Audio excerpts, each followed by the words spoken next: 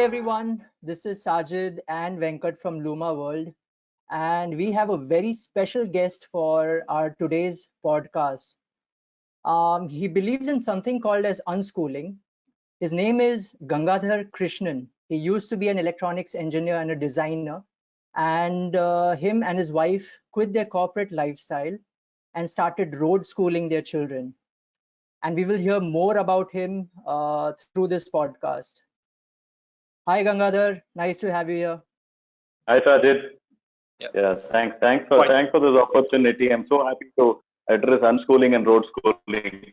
Yeah, we're quite excited to hear all about your experiences, and I'm sure everyone who's watching this is also excited to hear about these fancy terms, but would love to hear you break them down to layman's terms.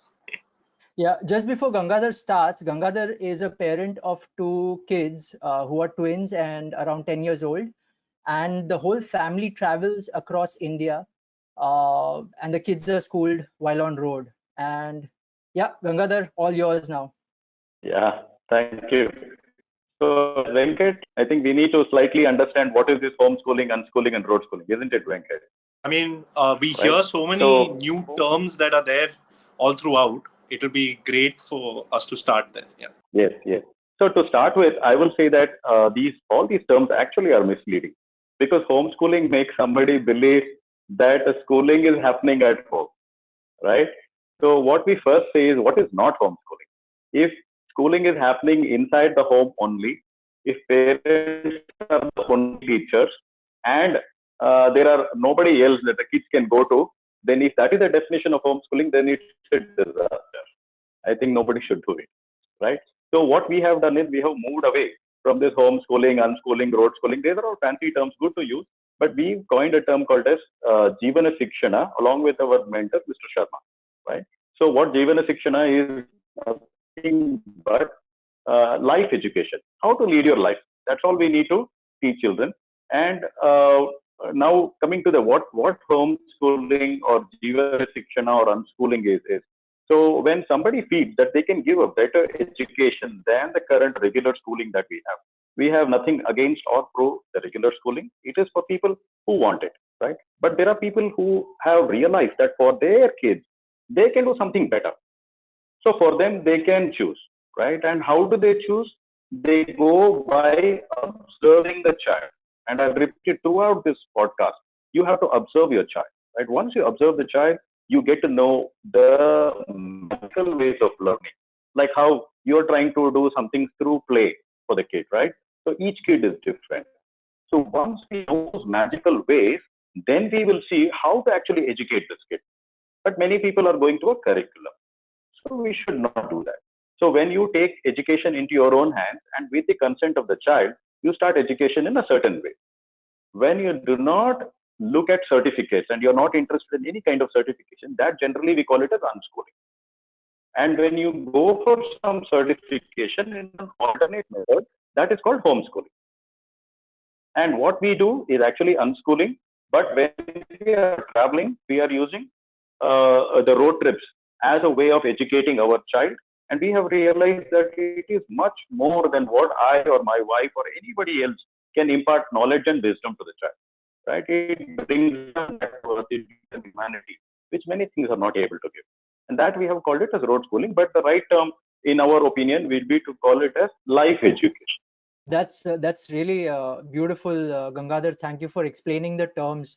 What was the inspiration back then? Like, what made you think, hey, you know what? I want to travel around the country or the world, and I want to take my family along with me rather than it just being like, one person traveling and exploring and coming back and telling stories.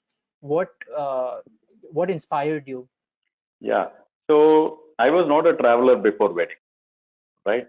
And after wedding, also we moved out of the country. And Ramya and I, my wife is Ramya, and she's been a teacher for a long time. Now she's also quit. So we both realized that we like travel a lot, right? So we started traveling left, right, and center every weekend. And then when we came back to India, and then we realized after we had our twins, everybody is scaring us that you should not travel with a 6-month-old baby, 2-month-old baby.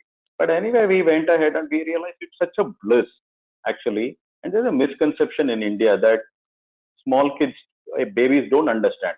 What will they remember is something that they say. It's not true. Kids actually learn, babies actually learn a lot of stuff that we don't even consider as a part of learning. But what exactly inspired us towards pulling the kids out of school is after 10 years of, at that time, maybe 8 years of travel, we realized that no school, even us, okay, giving any kind of education can be equivalent to give the kind of education that our kids are getting. Let me give you an example. So everybody studies about water cycle. That is, the water from water comes down as rain, then it goes as a river, and then goes to an ocean, again becomes vapor, isn't it? My kids see that two times in Chirapunji on a Sunday afternoon, on a summer afternoon, I should say, right?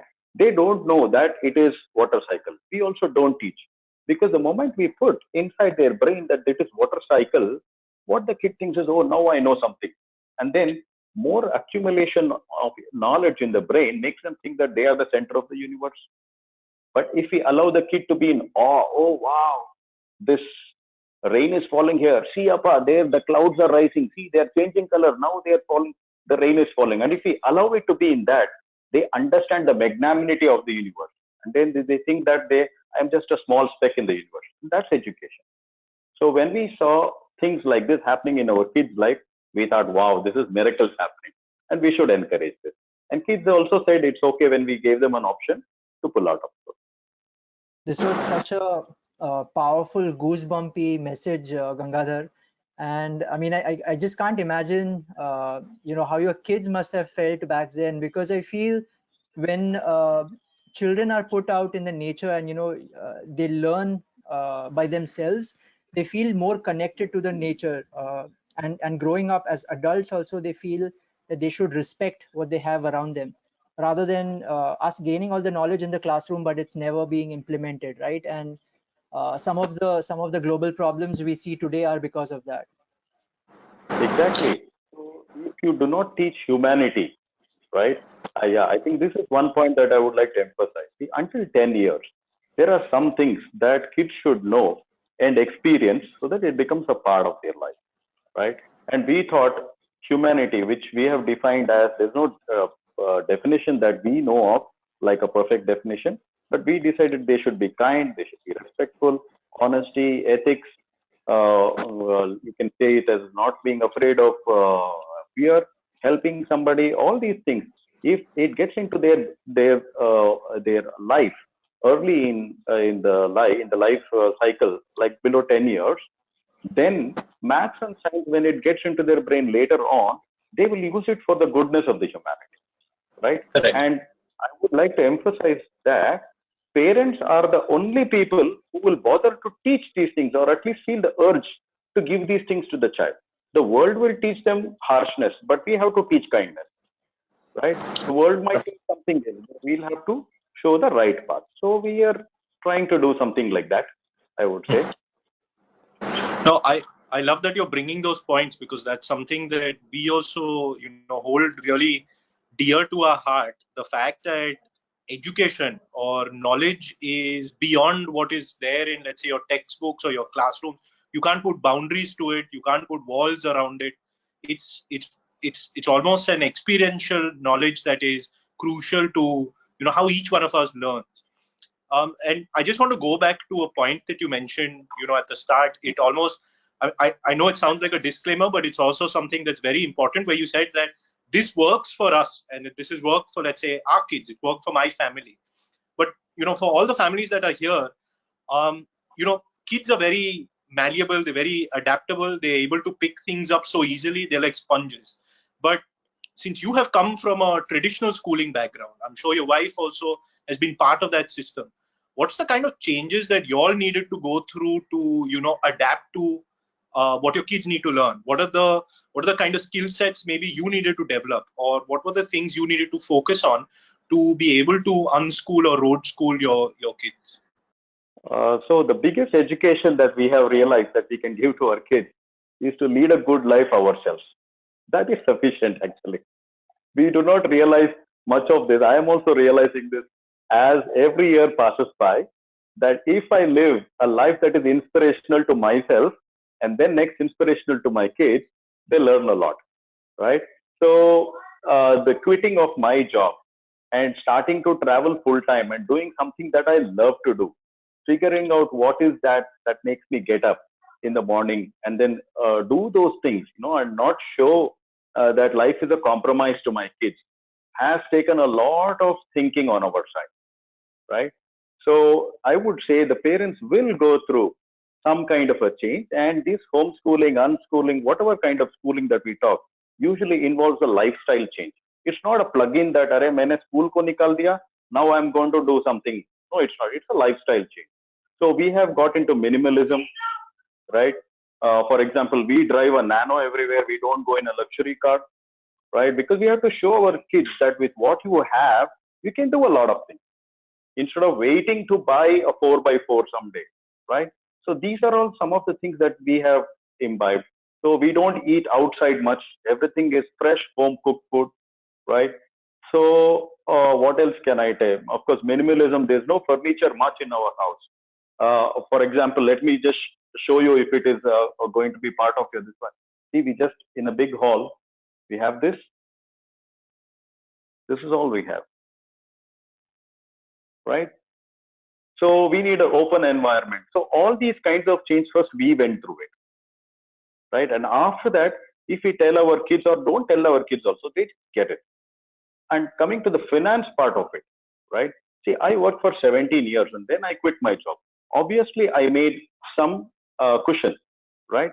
But what we also need to show to our children is we need to be financially stable when we take certain decisions, right? And I still earn my living every year, not that I'm getting into my savings. So what I have done is I've also kind of made our passion, travel passion, also into some kind of a meaningful travel business as well. So we take parents, families, we focus purely on families, and we take them to Northeast, right? So that was a huge change when I quit my job in 2018, and I had to ramp up, forget everything that I know about designing electronics for ships and submarines, and start becoming a guide, person who books hotels, like all these stuff, like, and yes, it involves a lot of changes in our own life. Lovely. There's a lot. That's inspiring. Yeah, there's a lot of epiphanies in Gangadhar's talks. Uh, I can completely relate to it. A few years back, I moved back from USA back to India, and everyone relates success to you having a house, having a car, having a top-notch job and things like that. And my mom was also worried about the same thing, and I just asked her, like, do you think I'm happy or I'm sad? Like looking at me, looking how I live. And she's like, I think you're happy. And I'm like, that's all that matters, right? Like, it shouldn't be how much money I have at that point. Of course, having savings and having the cushion, as you said, is important, but then having the right state of mind is even more important. Yes, yes. Also, as you're talking, I also feel there's one more thing. So many people I've seen, they quit their jobs, they get into a very meaningful life where family comes first, but they also start a business, which usually we call it as a startup nowadays, and they become so involved in that they forget family, Yeah. right?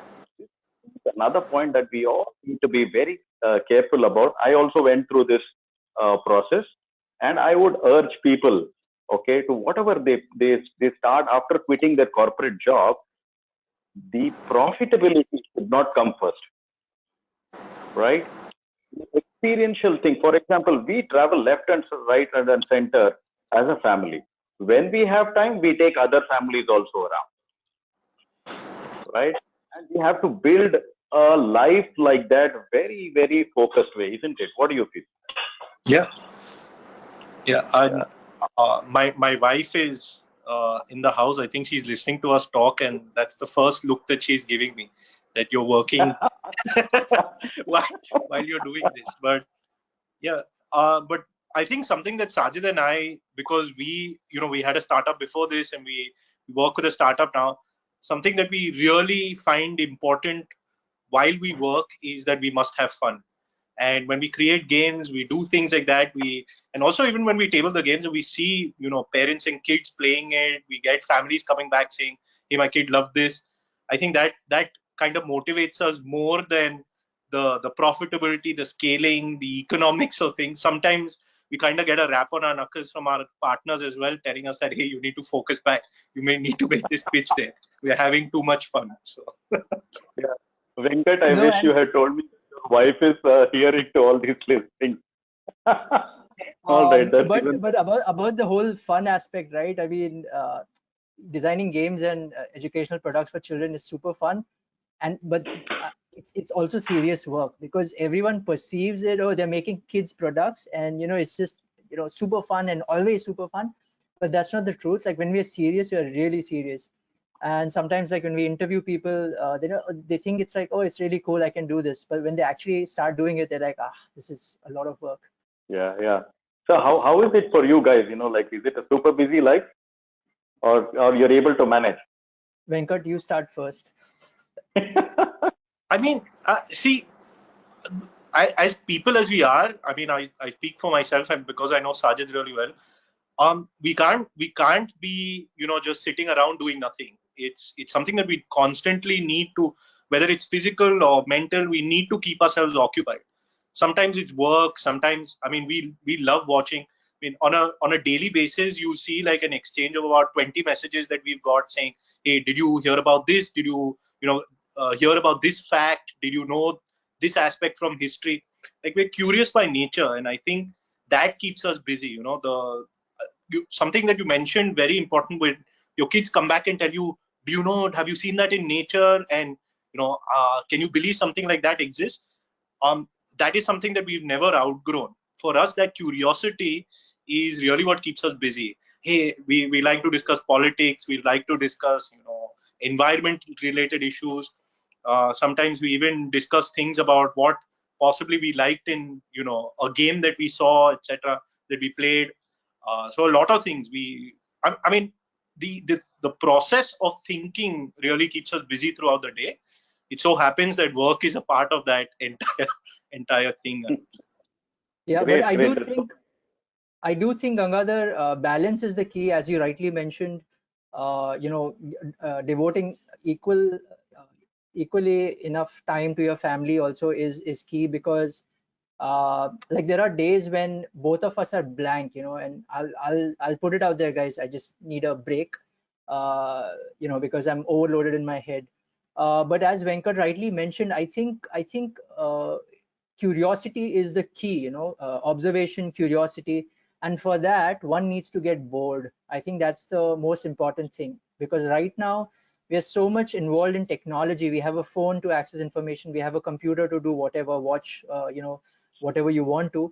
But then there is not enough time for your brain to just shut down and just be bored. And I was watching something few days back, and it said that that's the key. Like you need to let your mind just wander off. You can't always search for the answer on your phone or on your computer. That is where there has been research done on this. That is where true answers come out, true creativity comes out. And that's something that's I feel is slowly dwindling in today's age. Very, very good point. And I think there is something that I can share about this when it comes to this unschooling and homeschooling part. See, many of us, like you said, we have all come through the conventional education system. We are driven to think that we have to teach children, otherwise they will not learn. And now I have realized it such big time that it's not required, right? So we are giving up. My wife and I, we are slowly giving up or have given up the urge to teach and the urge to keep assessing our children whether they learned or not. This is such a huge relief for us. And I would tell all parents who are getting into this homeschooling and unschooling kind of a scenario is the common question that they ask is how do you keep the kid engaged, right? No, the answer is you don't keep the kid engaged because the kid is unschooling or homeschooling. And the point you brought up is it's okay for them to be bored because from boredom comes a lot of innovation, right? And I want to show it because just saying it doesn't get the point home. Let me give you an example. So one of my daughters, I have twin daughters. So one is more on the logic and math side, and the other is more on the artistic side, right? She's creative about it. So we started playing some game in the water, like placing a coin below and making another coin go exactly on top of that. And then this girl suddenly she brings a jug of water and she puts a feather. It's a glass jug, and then she puts a feather and she says, "Appa, you know what? It is broken." That is exactly what physics says, refraction. I had on that day the wisdom somehow not to tell her that it's refraction, because this engineer brain will always be there. अरे कैसे भी उसको पढ़ा देता हूँ अभी, right? So then what happened? Then she realized after 2 3 minutes she came back and told, the part of the feather which is inside the water, right? Now that looks big. You know what? When I take the magnifying glass, it is also doing the same thing. Everything looks bigger when I see through the magnifying glass. I was like, wow, miracles are happening here, right? Instead of learning in a book that the lens actually magnifies, here my kid is going through experiential learning. She's discovering things, not learning things, right? And then I was very curious to say that, hey, this is focal length and all that. Again, engineer comment, right? Then I said, you know what? We used to burn leaves. We used to burn paper using lenses. You know how? He said, yeah, yeah, let's try. And instinctively, her hand with the lens goes up like this. She knows there is something focal in, but she was making a mistake. She came to a balcony where there is no sunlight. So my intervention that was required on that day is just to tell her that sunlight is required to burn something. And then she knew what the answer is. So the point that I'm trying to drive home is we are not responsible for always keeping them engaged. It's okay, the kids and many things does not come under our purview at all that this is education, because we are brainwashed that science and maths are the only utmost form of education, because school has told us, everybody has told us, right? So to a message to many of the parents who want to embrace this, and we have nurtured around 400 parents in the previous lockdown in 2020. I used to speak personally to them, and I have seen this. My request to such parents will be that, like, you can chill out, allow the kid to go, because do the way the kid wants to do, because they are homeschooling or unschooling, not us.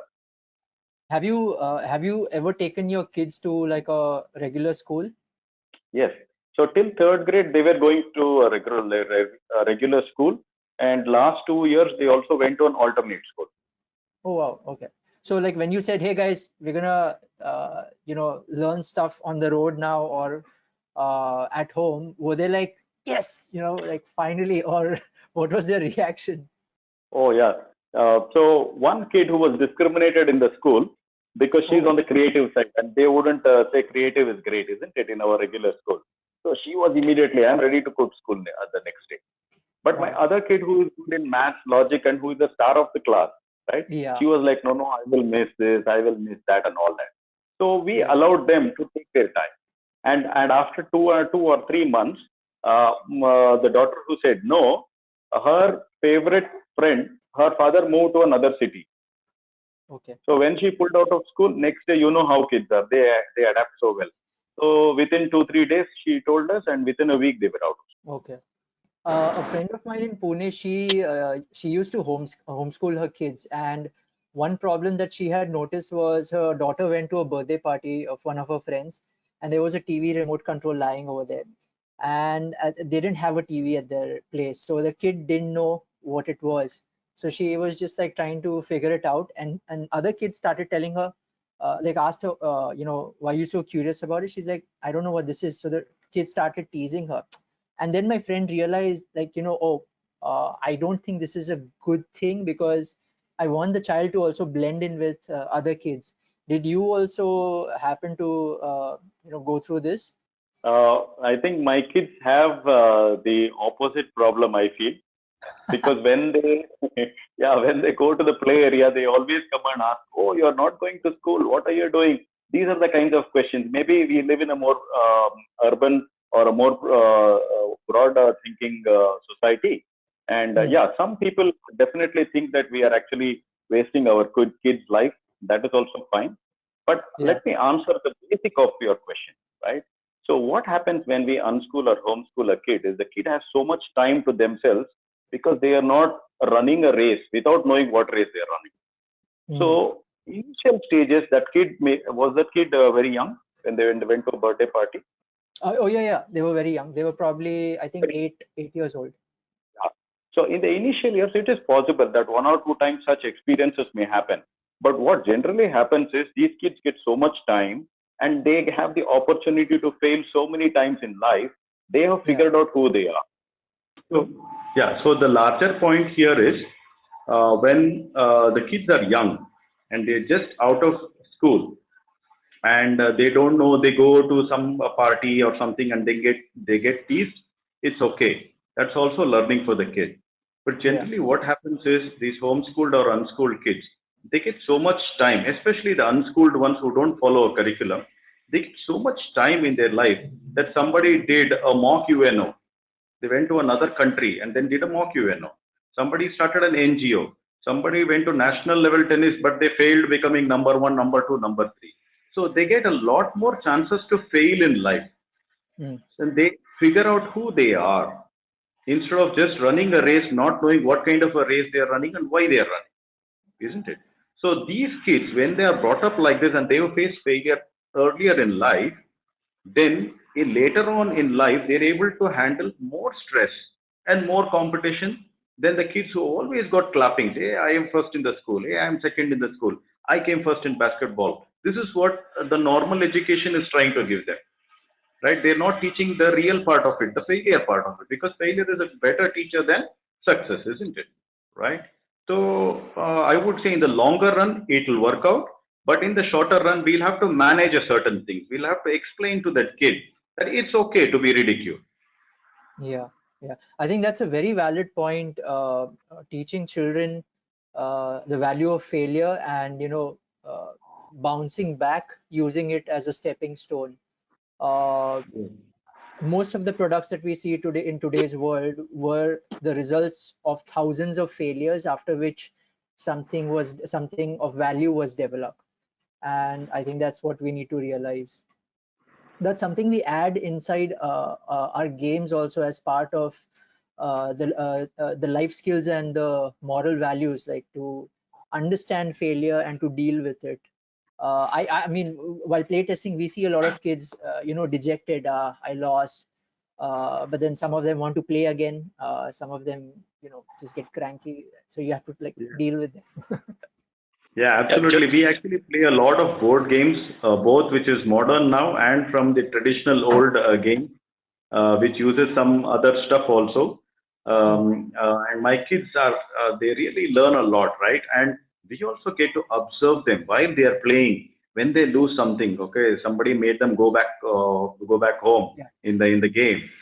How do they react? And all those things when we see, then it unlocks a lot of potential for us to not teach them how to overcome that they will learn on their own, but yeah, to tell them what next or how to introduce certain things to them.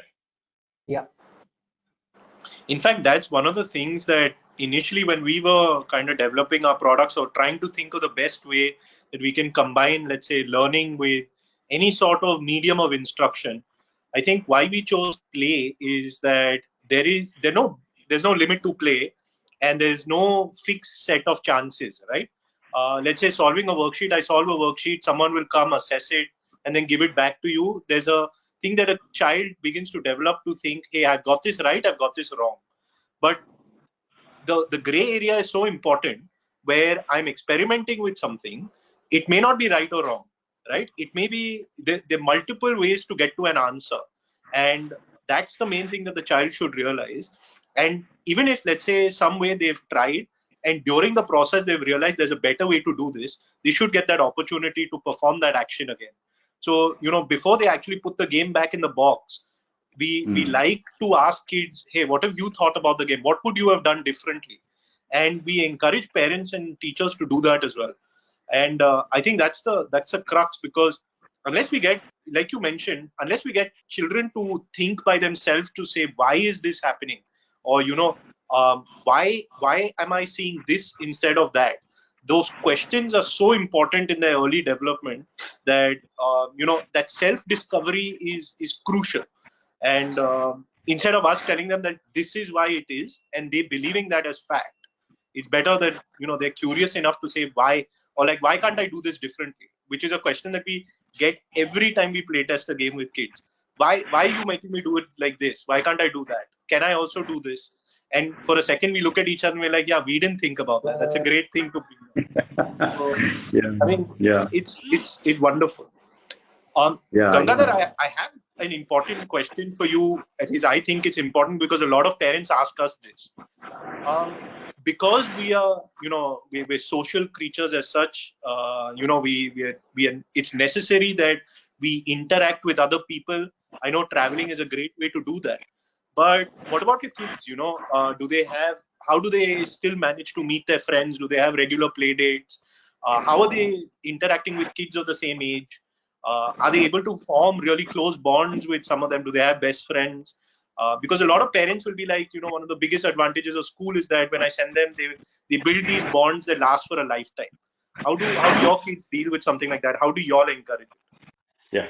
So this is a great question, Venkat, and this is a very common and the number one question that people ask about the homeschooling and unschooling is, what do you do about socializing, right? So let me clear a few myths first and then answer also how to tackle or how to introduce those things. So it's a myth that every kid in this world requires socializing. And let me tell you that my wife has been a teacher for about 11 years and she's handled kids from nursery to seventh grade. Now she says, as per her observation in these 11 years, that a kid who wants only one friend, even if you put them in a class of 100, that kid will make only one friend. I'm saying close friend, right? Now, a kid who wants 10 friends, even if we put that kid inside one room in during lockdown, the kid will make friend with the wall, with a toy, with a car, whatever they want, and they'll start talking to that, right? So God has made us all unique. So it's wrong to think that every kid has to talk to another social human and be very social, be eloquent and all that. That is not the right way to look at life, at least at that young age. Maybe in the older age, we can look at those things as some skills that you need to have. Now, let's see what happens in a regular school. Okay, and I'm not trying to bring down the school or anything because we don't have anything against or for that. It is just another way of education. We have to respect it, right? Because that's the mainstream way of educating today, people. So when the kid goes to a normal school, a regular school, so about 10-15 minutes before the first period starts is when they get some time to talk to other kids. During the period of 45 minutes to 1 hour, everything is told to them what to do, what not to do. Some interaction happens with other kids also. They ask, answer a question, they ridicule somebody. All that also happens. And between that period and the next period, about 5 minutes before the next teacher comes, is when they get time to socialize. Again, at the end of the day, about 10 to 15 minutes before their parent pickup or before the bus comes, is when they have time to actually socialize the way they want to, right? So this is what is happening in the school. Now let's consider what happens to a kid who's pulled out of school. Okay, and I will take the example of my kids, right? So we have told them that daily between 4 and 7 p.m. Okay, when the lockdown was not there, that they have to be outside the house. They can't be inside our house, and they cannot be inside anybody else's house as well. And we live in a very big apartment society, and they get to meet 30-40 kids of all kinds of children, right? One of them is very social, other is not very social, so they pick whatever they want, right? And all the caring, sharing, jealousy, love, hatred, every kind of emotion happens there. Now somebody might say that, no, no, I am not living in an apartment, I'm just living in an individual house. Then what happens? So if you have a sibling at home, then half your problem is solved, because all those things are also happening with that kid, right? And sister, brothers, they fight like anything, right? All the social interaction that a child needs to survive can happen in a family, right? If they're living in a joint family, तब तो उनका bonus है. Everything that you want is happening. Not only that, now the student teacher ratio in a joint family sometimes is 4 is to 1. One child, four teachers. Which international school can give you 4 is to 1? They'll at least have 1 is to 5, isn't it? Opposite. And most of the schools will have 20 is to 1 or 40 is to 1, something in between that, right? So when you come to socializing, the kids get enough, what do you say, opportunities to socialize, right? And they go to summer camps, they go to taekwondo class, they go to a guitar class. All that is socializing only, isn't it? Why only do we think that it's possible only in the school, right? And some homeschoolers and unschoolers, they have also say that no, no, my kids behaves more than his or her age. That's because some of them have access to more elderly people than their own age group. That is not wrong, right? It's not wrong at all, because in the short term, it might look like it's an anomaly. Okay, but the kid, if you analyze, if the kid wants an elderly person or looks up to an elderly person and learns more, please believe me that God made them like that, right? Otherwise, the kid will ensure that you give some or the other kind of their own age companionship. The kid will make sure that you give. Otherwise, they'll make your life very difficult if you do not give that, right? And when that happens, you will figure out a way to give, isn't it? Then you will know, oh, God has given me this kind of a kid who wants more socialization. Then you will figure out what to do. Then you'll maybe put them in a class. Then you will maybe put them. Until you see those signs, no need to push them to any kind of class, any kind of forced socialization. That makes a lot of sense. Also, the thing you mentioned about an only child, like they start making imaginary friends. Now I know why Venkat talks to one of the walls inside his house. Okay, Gangadhar, I have a question. Since Ramya, your wife, is a teacher, do you have like a schedule mapped out for the children? Like Monday is science day, Tuesday is geography, or things like that? Like, how do you, what is the process behind this? Okay. So the first thing that I have to tell you is, mother or father being a teacher or a lecturer does not help in homeschooling. There's a lot of unlearning that we have to do first. Okay. Because in in our case, since we are unschooling, there is no curriculum that we follow. Right. So first, let me talk about what we do, and I'll also try to tell something about people who have to follow a curriculum. Right. In our case, since the kids just turned 10, before turning 10, it was very clear. Get up at a certain time that they are comfortable, eat at nutritious food at a proper time, and sleep enough so that next day morning you get up fresh. And in between the time, become a good human being that get all the values, ethics, kindness, whatever it is. Most of our focus was on that.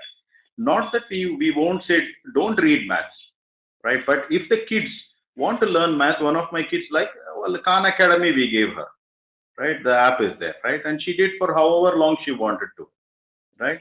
So we helped them whenever the curiosity was there on a need basis. We helped them.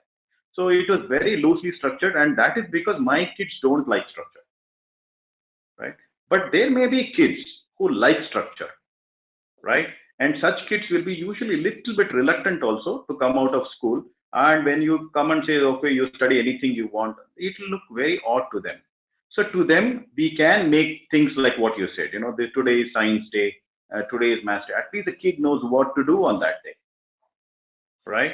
And that also science and maths, we can keep it more experiential rather than just taking a book and then reading about it. But if the kid says, no, no, I want to do it this way only, we have to go the kid's way. That's great. I mean, I like how you're putting structure into something, but also leaving it flexible enough for a kid to do it. And I like how you're not making it as a one size fits all, because kids are different, parents are different, the environment is different, who they're dealing with differs. So it's a very personal thing. I think education is a personal thing, or how you approach it is also very personal. And I think it needs to be very catered to the child, it needs to be child centric in a way. Um, I mean, for all the podcasts that Sajid and I do, I mean, one big emphasis comes down to the lockdown, right? I wanted to understand a little bit about how your kids and how you and your wife are adopting, or sorry, rather adapting to the lockdown. How are you actually taking that time? What has really changed? And what would you tell parents who now are in a zone where they have no other option but to kind of homeschool their kids, or at least continue with schooling at home? What can they try, or what can they do differently that will really help them? Okay. So for kids who are doing online schooling, right, during this lockdown, and once the starting point to consider homeschooling should not be the parents' assessment, which I call it as the salt and pepper that we add into their bath. No, that should not be the starting point whether we like online schooling or not. The kid has to come back and tell us that no, I have a problem with this online schooling, right? Either the screen time is more or not. I'm not understanding. It's the same teacher, but I cannot understand now because it's online. So when we see symptoms like that, that is when we should consider homeschooling. Until then, we should just leave the kid to do what they want to do, right? That would be the first thing that I would say. The second thing is, if we are homeschooling, then the kid also has to agree and we also have to agree, isn't it? Only then it comes. The first and most important thing is we should have time for the kid. If we do not have time for the kids, then there's no point in homeschooling. School will do a better job than us, right?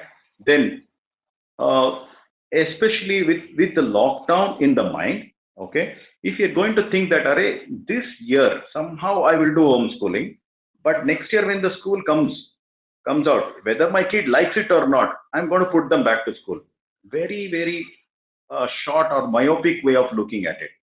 Because when your kid asks that I want to be out of this, either they're saying that I don't like the online system, or they're talking about the bigger picture that I don't like the way it is taught in the school at all. And now it became more evident and easier for them to articulate it. So that they have to evaluate. Which one are they saying? And then they'll have to take a larger picture. Okay, what are they going to do? For example, we are clear that 10th grade, our kids will not even write a 10th grade exam. But I know what kind of employment that will lead to. Why? And those reasons have to be very personal to us. Okay. And coming to our own kids, what we have done is, see, we were traveling a lot. You asked how did it change for you, isn't it? So we were traveling a lot, and the travel came down a lot in March 2020 when the lockdown began. So immediately what we did is we switched the whole thing to life skills inside the house, cooking. So there is chemistry, there is biology, and there is physics, everything in the kitchen. Smell, right?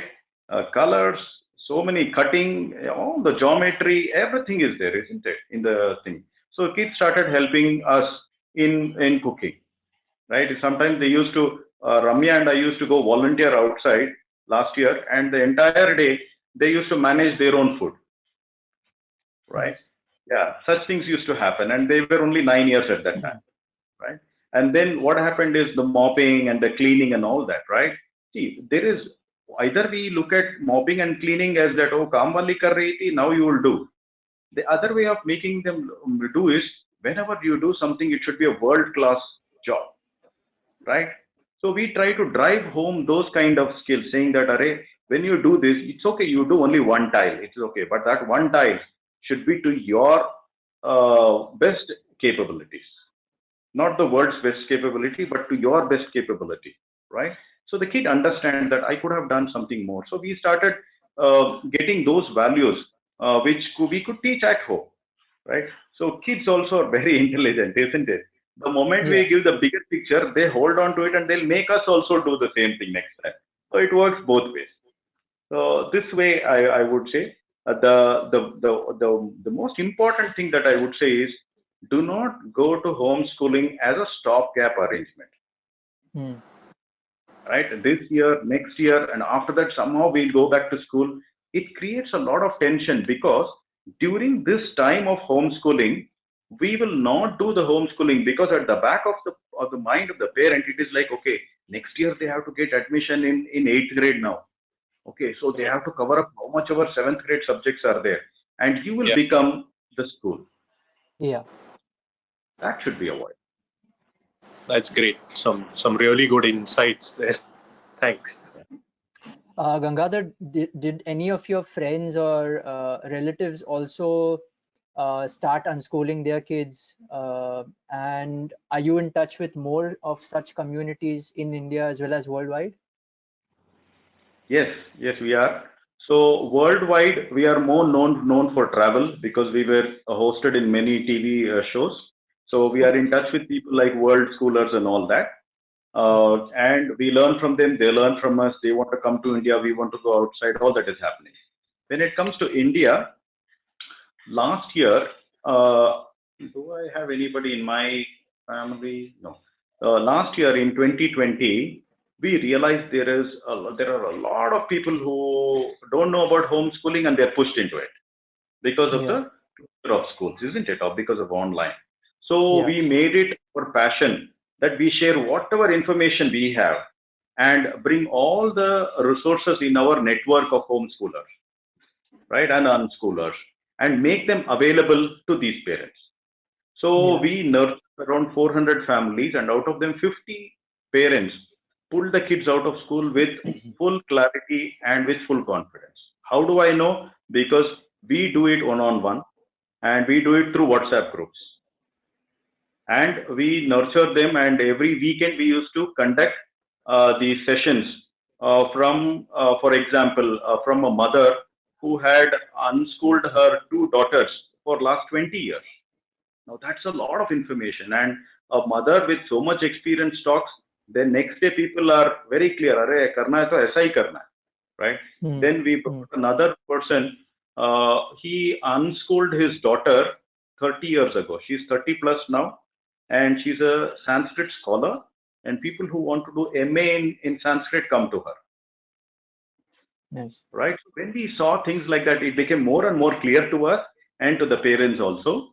So this way is, and yes, of course, we are connected to many people who have decades of experience of doing this in India, right? Okay. And people think that it's a new concept. No, it's not a new concept. And there is a lot of people who are ready to help, right? And we are also ready to help.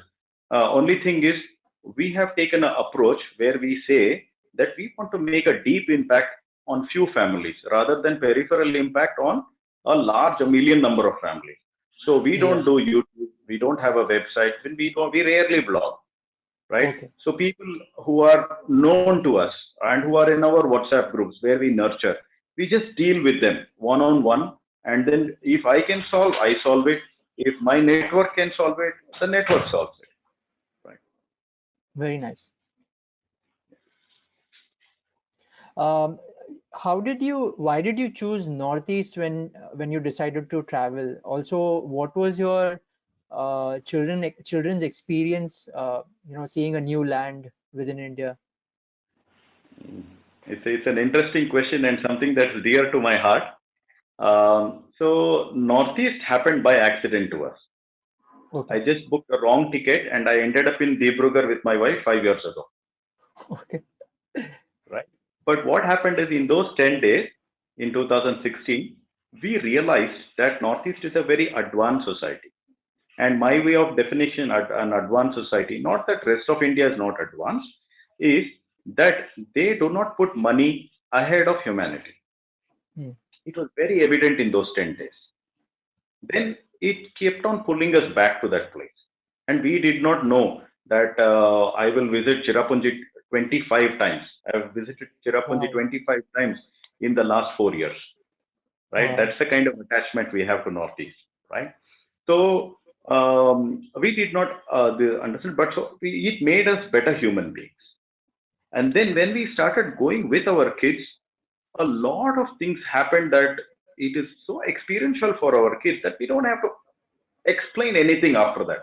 For Yeah. example, one of the very dear family in Assam, the kid takes a boat for 5 minutes, then walks 2 kilometers, takes a bus, again walks to the school.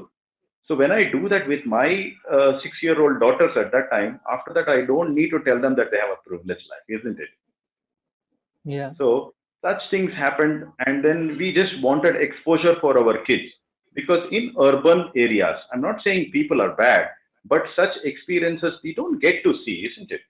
Here, what Yeah. happens is, if in our society, if somebody is playing football and the kid who owns the football does not get to kick a lot, the kid tends to say that, "Arey, ye mera football hai, I will take it home and go because you're not giving it to me." Yeah. But whereas in Chirapunji, what they saw is there is a brother and a sister, and when there was rain and they had only one umbrella, they share it. Hmm. Right? Now, how to show these things? But for us, it is happening. I'm not saying others have to do like this. For us, we realize this is happening a lot. So I spent 7 months in the Northeast in 2019. My kids spent 4 months, and my wife spent 3 months there.